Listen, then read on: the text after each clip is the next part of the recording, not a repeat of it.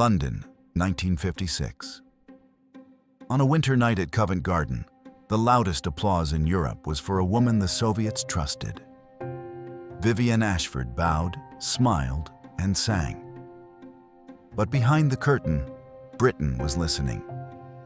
Admirers filled her dressing room with champagne and secrets, never noticing the ruby brooch microphone pinned to her gown. She was not a spy trained in shadows. She was hiding in full light, and every encore pulled her deeper into a war no audience could see. If she failed, the Cold War tipped east. If she succeeded, no one could ever know. This is the story of Britain's quietest weapon, Operation Nightingale. Vivienne Ashford was born in October 1926 in Bath, England, into a family that understood the price of service before she could articulate it herself. Her father had survived the Somme. Her mother rarely spoke of what that survival had cost him. But the defining moment came in August 1944, when her older brother, a Lancaster bomber pilot, returned from his 30-second mission over Germany. He landed intact. His aircraft did not have a scratch. But something inside him had shattered in a way no mechanic could repair. He never flew again. He never explained why. Vivienne, 18 years old, watched him choose silence over medals, watched him accept disgrace over confession. She learned that service to Britain sometimes meant carrying weight no one else would see. By age 24, Vivienne Ashford had what MI6 would later classify as an operational-grade soprano voice and fluency in German, Italian, and French that made her indispensable to Europe's cultural elite. Her capability was not purely vocal. Associates described her as emotionally precise, never careless. She could make a Soviet attaché feel understood in 3 sentences, could make a Polish general feel admired without flattery, could make a married man feel safe, confiding in her, without ever suggesting impropriety. This was not manipulation in the crude sense. It was a form of perfect listening that powerful men rarely encountered. She performed effortlessly in London, Vienna, Prague, and Milan. Her dressing rooms became informal salons where military officers, diplomats, and intelligence personnel gathered after performances, loosened by champagne and the illusion of safety that high culture provided. This ability, combined with her legitimate access to closed circles across the Iron Curtain, made her operationally valuable in a way no diplomat or case officer could replicate. She did not need to fabricate a reason to be in a room with Soviet leadership. They invited her. Intelligence services had tracked Ashford informally since 1953, not as a threat, but as a potential access point. By February 1955, MI6 concluded Ashford represented what internal assessments called a Category 1 passive asset, someone whose existing life provided intelligence opportunities without requiring constructed cover. The authorization to approach her came in April 1955, 2 months after a Warsaw Pact gala, where British signals intelligence cross-referenced her casual post-performance conversation with a Polish colonel against intercepted military communications. She had mentioned, in passing, that the colonel seemed tired from travel. He had agreed, noting he had been shuttling between 3 bases in 6 weeks.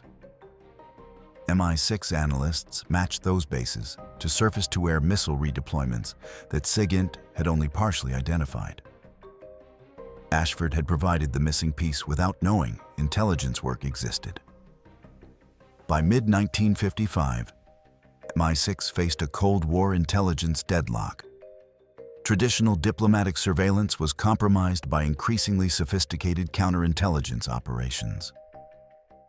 The defector pipeline, which had provided critical human intelligence throughout the early Cold War, was drying up as Soviet security services tightened vetting procedures. The agency needed a new approach, The guiding doctrine was articulated in a classified directive known as the Cultural Penetration Protocol. Access through trust. The logic was straightforward. Defensive measures against espionage rely on identifying threats. But cultural diplomacy events, concerts, galas, private recitals, existed in a psychological space where officials lowered defenses because the context suggested safety. No one suspects an opera singer of recording troop movements. Ashford's profile solved multiple operational problems simultaneously. She required no cover story. Her travel was legitimate and expected. Soviet and Warsaw Pact officials actively sought her company. She was invited into private receptions, embassy events, and closed performances where formal intelligence gathering was impossible. But the obstacles were severe. Counterintelligence presence was constant at these events, even if less formal. Her schedule was unpredictable, controlled by opera houses and promoters, not by MI6. And most critically, debriefing her safely while she was abroad was nearly impossible without exposing the operation. Any contact with British embassy staff would create a pattern.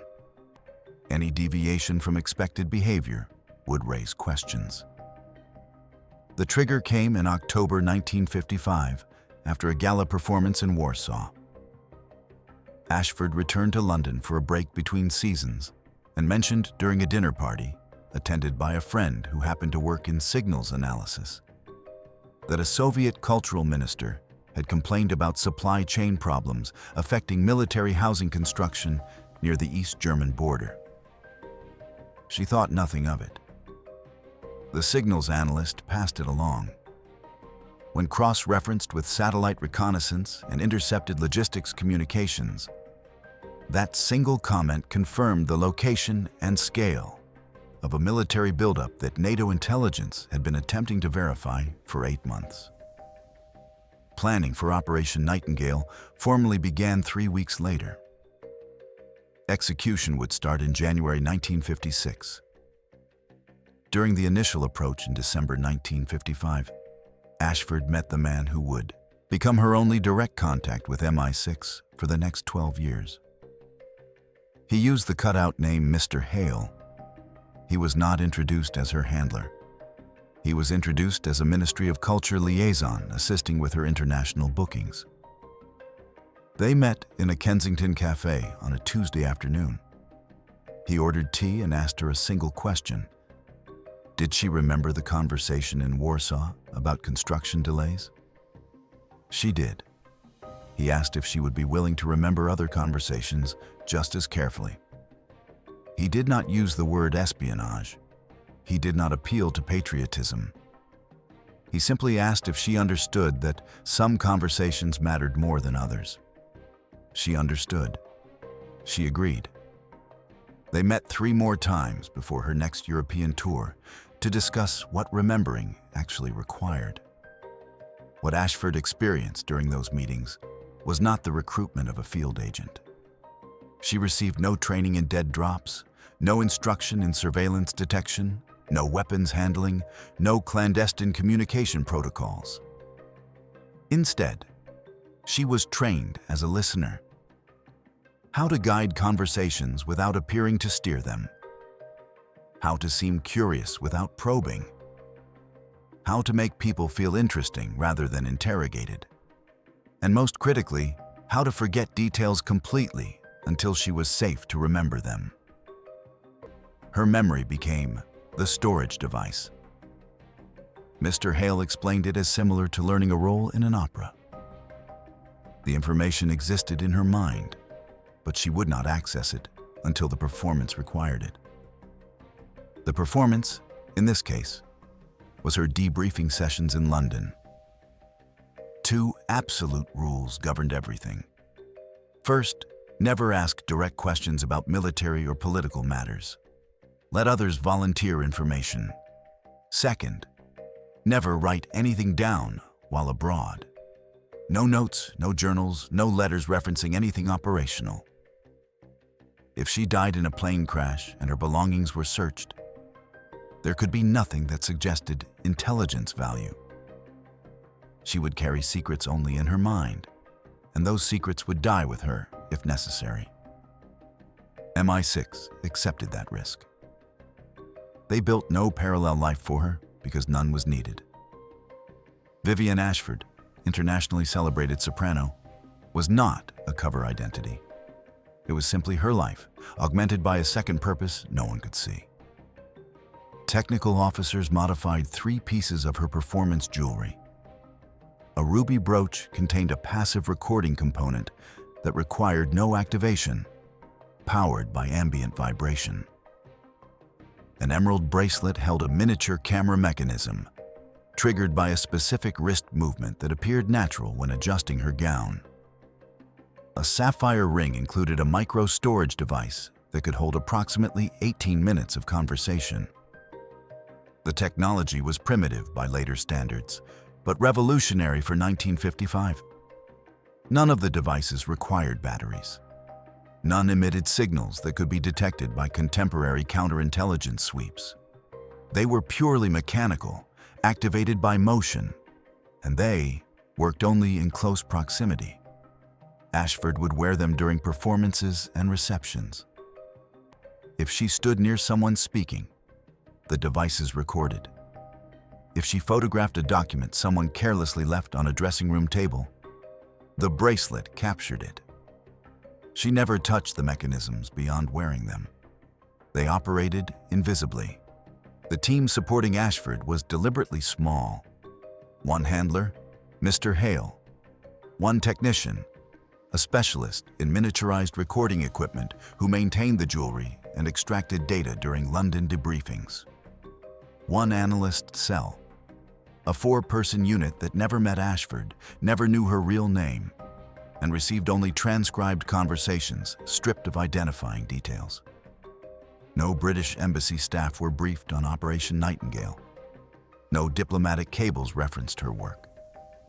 Compartmentalization was absolute. If Ashford was discovered, the exposure would end with her. MI6 could deny everything, because almost no one inside the agency knew she existed. By January 1956, the operation entered its execution phase. Ashford's tour schedule took her to Vienna, Prague, and East Berlin over the next 4 months. The window was defined not by intelligence requirements, but by her performance calendar. Opportunities would emerge naturally or not at all. Mr. Hale's final instruction before she departed was simple. Trust the routine. Do exactly what you have always done. Let them come to you. The infrastructure for Operation Nightingale was deceptively minimal, because the operation relied on Ashford's existing life rather than constructing a false one. The modified jewelry, designated in internal MI6 documents as the Acoustic Collection Suite, reference number ACS-7 Nightingale, was the only technical addition to her world. The ruby brooch, formerly catalogued as Device Alpha, used a mechanical diaphragm system sensitive enough to capture clear audio within a 3-meter radius. The emerald bracelet, Device Beta, contained a Minox-derived camera mechanism capable of 8 exposures per winding. The sapphire ring, Device Gamma, stored audio on a wire filament that could be extracted and played back once. Each device was serviced during Ashford's returns to London, with data extraction occurring in a nondescript Bloomsbury flat maintained under the lease name J. Morris, a cover identity tied to no other operation. Communication systems were entirely one-directional. Ashford never transmitted messages from abroad. She never contacted MI6 while on tour.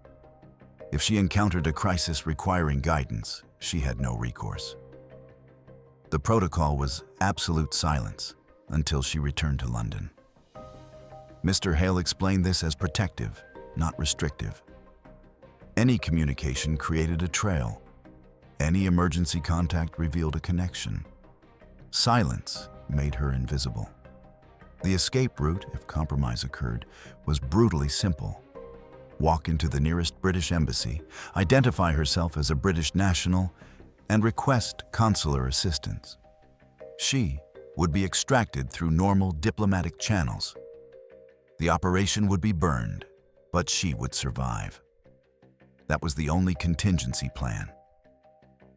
The team beyond Ashford operated in complete compartmentalization. Surveillance specialists monitored her travel itinerary to identify which events presented intelligence opportunities, but they never followed her abroad. The execution team consisted only of Ashford herself. Analysts received debriefing transcripts with all personal identifiers removed, coded only by date and location category, such as embassy reception or private performance. Each operative knew only their specific function to prevent a single compromise from revealing the entire structure. If Ashford was arrested, she could identify only Mr. Hale, whose real name she did not know and whose face existed in no official MI6 registry. If Mr. Hale was compromised, he could not identify the technical specialist or the analyst cell. The operation was designed to collapse inward upon discovery, containing damage to the smallest possible surface area. The planning consumed 7 months. By January 1956, Device Alpha had been tested successfully in 12 trial scenarios. Ashford had 72 days before her first performance in Vienna, where Soviet cultural officials were confirmed attendees.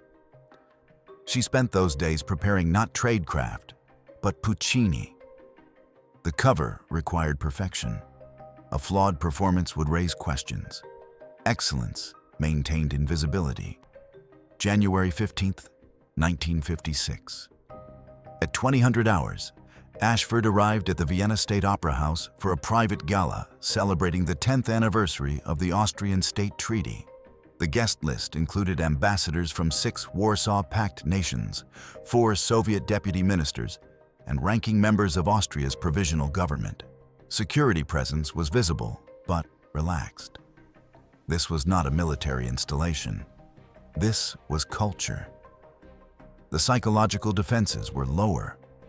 Ashford's dressing room was searched cursorily by Austrian police, who examined her luggage for weapons, not for recording devices disguised as jewelry. They found nothing concerning. She was cleared to perform. First contact came naturally, as MI6 had predicted.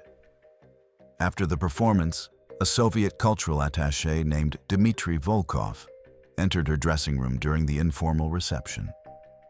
He spoke fluent German and adequate English. He complimented her Tosca with genuine appreciation. Ashford thanked him, asked how long he had been posted in Vienna, and listened. Volkov mentioned he had been in Vienna for 8 months after a previous posting in Budapest. He said Budapest had been more difficult. He did not elaborate. Ashford did not ask. She smiled, said something about the beauty of Vienna, and offered him champagne. The conversation lasted 11 minutes. When Volkov left, Device Alpha had recorded every word. Analysts later cross-referenced his mention of Budapest difficulties, with signals intelligence showing a Hungarian government purge of Soviet-aligned officials in mid-1955. Volkov's comment confirmed he had been part of the Soviet response team managing that crisis. His presence in Vienna suggested he was being kept away from Moscow during a sensitive period. The intelligence was fragmentary but actionable. Over the next 8 weeks, Ashford performed in Vienna twice more, in Prague once, and in East Berlin once.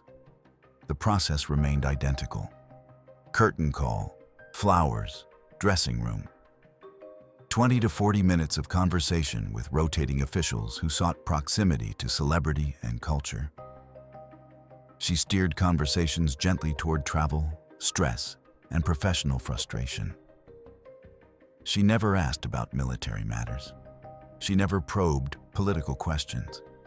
She simply created space for people to talk about themselves. The vulnerability was vanity, Officials wanted to impress her. They named places. They named colleagues. They bragged about responsibility in ways they never would with fellow intelligence officers or diplomats. The operation nearly collapsed in Prague on March 8, 1956.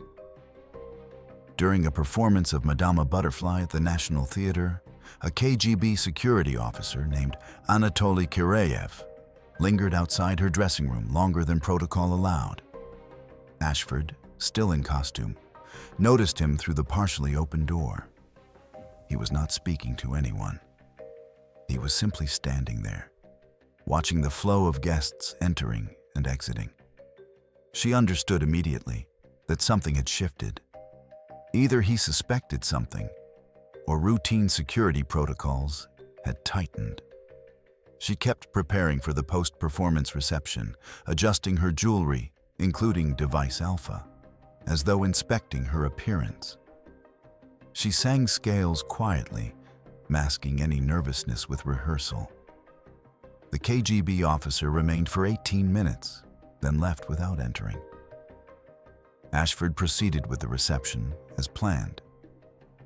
She never learned what Kireyev was looking for, but MI6 analysts concluded from intercepted communications 3 weeks later that he had been investigating an unrelated security concern involving a Polish diplomat. The proximity to Ashford was coincidental, but the margin of safety was narrower than anyone had acknowledged. The execution window opened during private recitals, where officials rotated in small groups, free from the formal oversight present at large state events. These recitals occurred in embassy drawing rooms, private salons, and occasionally in the homes of wealthy party members who sought cultural prestige. Ashford was invited to perform in these settings because her presence elevated the status of the host. The gatherings were small, rarely more than 20 guests, and alcohol flowed more freely than at official receptions.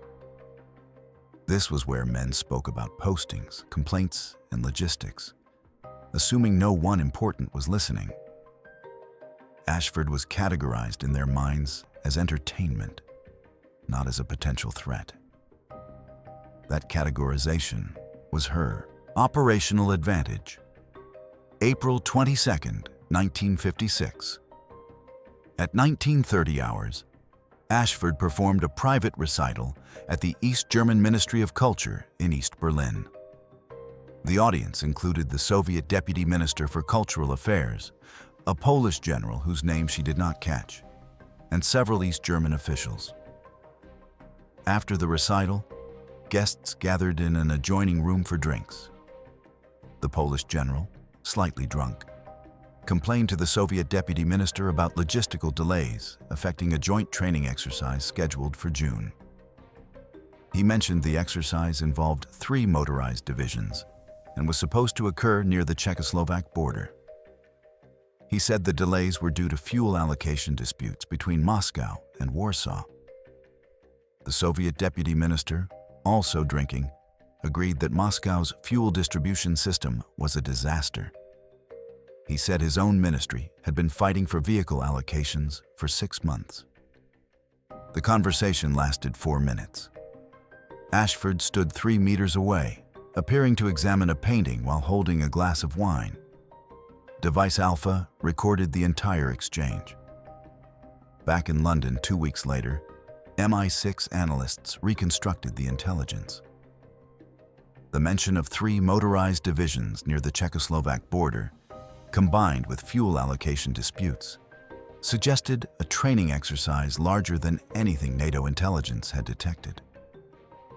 When cross-referenced with satellite reconnaissance showing increased vehicle activity near the border region in early June, the picture clarified. The Warsaw Pact was conducting readiness drills in response to perceived NATO buildup in West Germany. The intelligence allowed NATO planners to adjust their own posture, avoiding a miscalculation that could have escalated tensions. The value was not in discovering a secret invasion plan. The value was in understanding routine military movements accurately enough to avoid misinterpretation. Each performance night followed the same rhythm. Curtain call, Flowers, dressing room, conversation. But the psychological cost accumulated invisibly. Ashford described it years later in classified debriefing transcripts as legend drift, a term handlers used for the blurring that occurred when false identity felt more real than the original. But Ashford had no false identity. She was always herself. The drift was different. It was the growing gap between the person people thought she was and the person she actually was. When a Soviet colonel told her about his daughter's piano lessons, Ashford smiled and asked questions, genuinely interested. But she also listened for mentions of posting timelines, family relocation plans, anything that suggested operational movements. She was simultaneously sincere and calculating. And over time, she could not distinguish which impulses were authentic. During a debriefing session in November 1957, Mr. Hale noted in his report that Ashford had described feeling like she was performing even when alone. The assessment was that this was manageable psychological strain, not operational compromise. The mission continued. Intercepted communications from July 1958 reveal a Soviet military attaché in Vienna discussing his wife's illness in a letter to his brother in Moscow. The attaché mentioned feeling isolated, mentioned that his posting would likely be extended another year because his replacement had been reassigned to a crisis in the Middle East, mentioned that the only pleasant part of his assignment was attending cultural events where he could briefly forget his professional burdens. When his wife died 3 months later, Ashford attended a memorial reception at the Soviet embassy. She expressed condolences. She did not gather intelligence that night. Analysts noted nothing operationally relevant in her debriefing. But the human impact was recorded in Mr. Hale's notes. Ashford had asked if the operation required her to attend the memorial or if she could skip it. He had said it was her choice. She attended. She said later it felt like the only honest thing she had done in months. The rhythm continued through 1959, 1960, and 1961. Ashford performed across Europe, attended receptions, gathered fragments. Each fragment alone meant little. But over 12 years, the accumulation revealed missile redeployments, identified intelligence officers under diplomatic cover, exposed fractures inside the Warsaw Pact. In August 1961, when the Berlin Wall was constructed, Ashford was performing in West Berlin. She did not cross into the East during that period. Her absence was noted by Soviet cultural officials, but attributed to scheduling conflicts. In reality, MI6 had pulled her back temporarily. Fearing the security crackdown following the wall's construction made the risk unacceptable. She resumed performances in East Berlin in March 1962 after tension stabilized. By 1963, the operation had entered a maintenance phase. The intelligence yield remained consistent, but not escalating. MI6 concluded that the strategic environment had shifted. Soviet counterintelligence protocols had tightened across cultural diplomacy, not because Ashford was suspected, but because the KGB had identified cultural events generally as potential vulnerability points. Security officers attended more receptions. Conversations became more guarded. The window was narrowing. But the operation continued because Ashford remained effective, and no compromise had occurred. The calculus was simple. As long as she was safe and productive, the operation justified its minimal resource investment. In October 1965, during a performance in Prague, a Polish intelligence officer approached Ashford after a recital and asked her directly if she ever visited London. She said yes, she lived there. He asked if she knew anyone in the British government. She said no, only colleagues in the arts. He smiled, said he was simply curious, and moved on. The conversation lasted 90 seconds. Ashford reported it during her next London debriefing. Analysts assessed it as routine social inquiry, not operational probing. But Mr. Hale noted an increase in what he called anomalous contact, moments where foreign intelligence personnel engaged Ashford in ways that suggested heightened awareness without direct accusation. The operation was not burned, but the edges were warming. The decision to begin closure planning came in early 1966. MI6 leadership concluded that the operational environment had degraded sufficiently. The continued activity presented unacceptable risk relative to diminishing intelligence returns. The plan was gradual withdrawal. Ashford would reduce her Eastern European performances naturally over 18 months, citing vocal fatigue and age.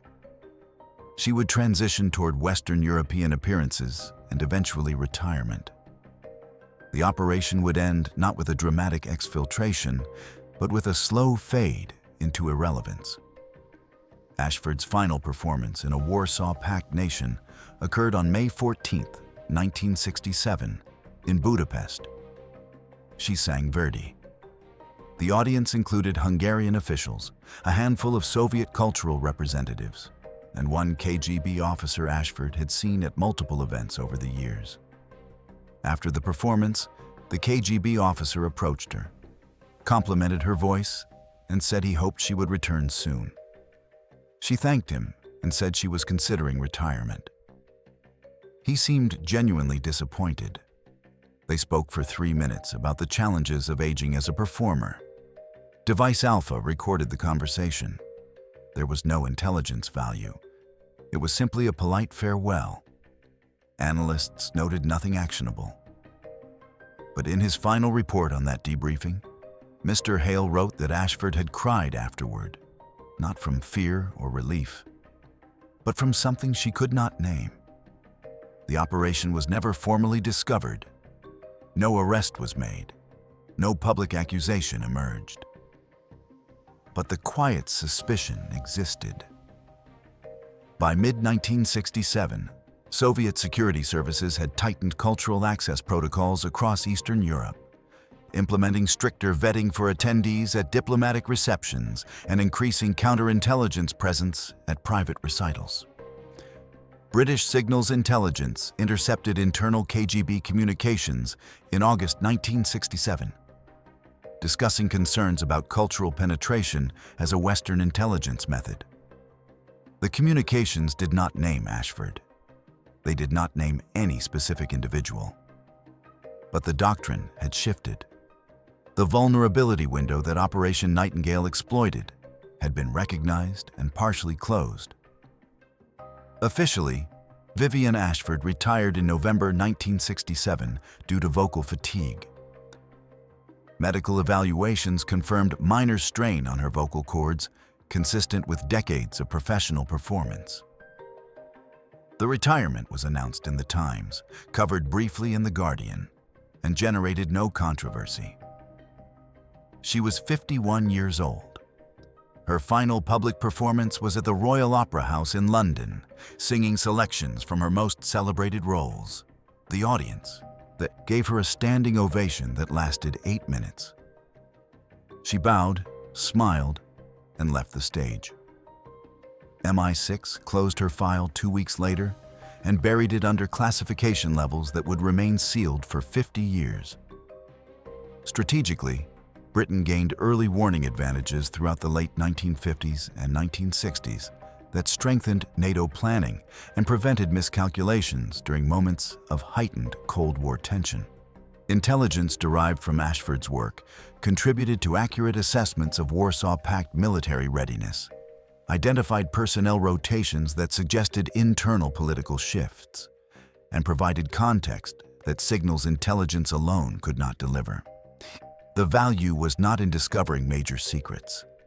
The value was in filling gaps that prevented errors. No major crisis was averted because of Operation Nightingale. But no crisis escalated because of ignorance that Ashford could have prevented. But the cost was intensely personal. Ashford struggled with identity after years of performance without truth. She never married. When asked why in a rare interview in 1982, she said she had never met anyone she could be honest with. She avoided public appearances after retirement, declining offers to teach, to judge competitions, to mentor young singers. Her greatest role had no curtain call, no audience, no recognition. She lived in a flat in Hampstead, saw few friends, and spent her final years listening to recordings of other singers rather than her own. Those who knew her described her as kind but distant, present but somehow unreachable. The unintended consequence was doctrinal.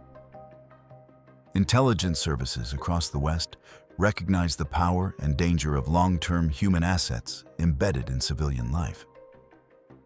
The lesson was not that such operations were ineffective. The lesson was that they extracted costs that data collection metrics could not capture.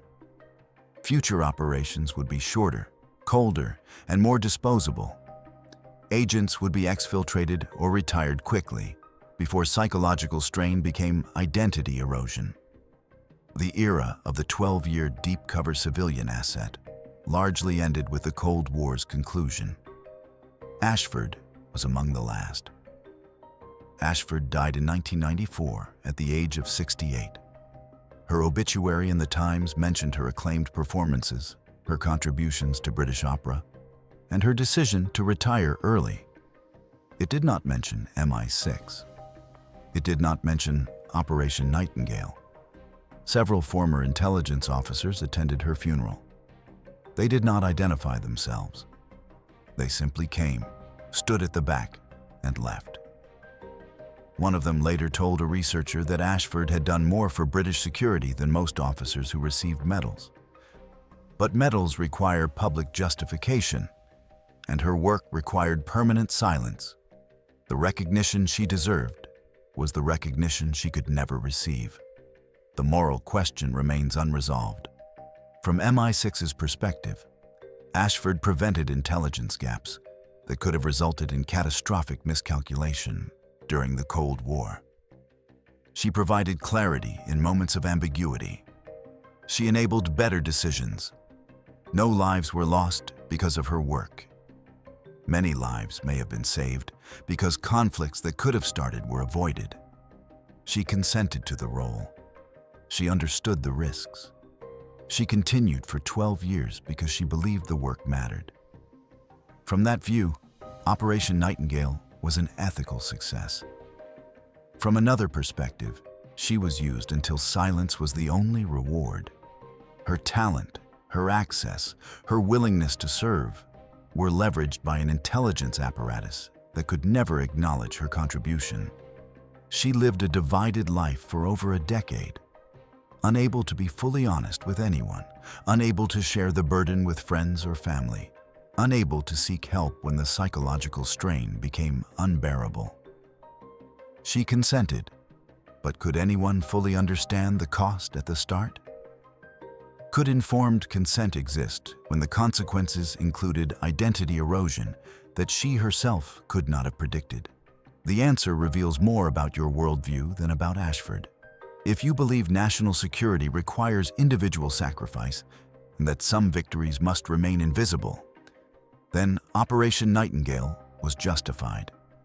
If you believe that using a civilian's life for intelligence purposes, even with consent, becomes exploitation when recognition is impossible, then the operation was a moral failure disguised as strategic success. Both perspectives contain truth. Neither is complete. What's your take on this? Is it ethical to weaponize a civilian's identity for national security if the success depends on erasing their sacrifice from history? Drop your perspective in the comments. And if this story made you reconsider what victory actually costs, hit that like button and share it with someone who thinks espionage is glamorous. Sometimes the quietest operations are the ones that haunt the longest.